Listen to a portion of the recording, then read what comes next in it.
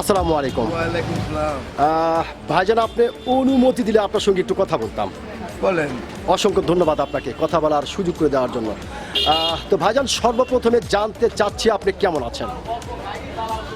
ইনশাআল্লাহ ভালো আছে। যাক, আল্লাহ পাক আপনাকে ভালো রেখেছে। তো ভাইজান, আপনার নামটা জানতে পারি? হ্যাঁ, বলেন তো।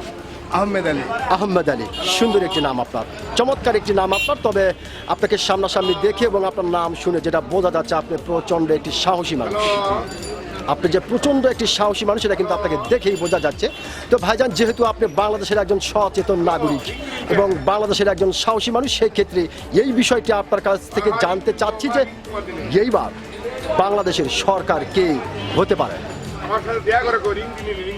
আমার তো ধারণা যে সরকার ক্ষমতায় বিএনপি আসতে পারে। বিএনপি আসতে পারে। BNP আসতে পারে। অসংখ্য ধন্যবাদ ভাইজান আপনাকে, যেহেতু আপনি খুব চমৎকার করে কথাটির উত্তর দিলেন। সেই ক্ষেত্রে আরেকটি বিষয় আপনার কাছ থেকে জানতে চাচ্ছি যে আসলে কি দেখলেন বা কোন আইডিয়াতে আপনার মনে হলো এটা?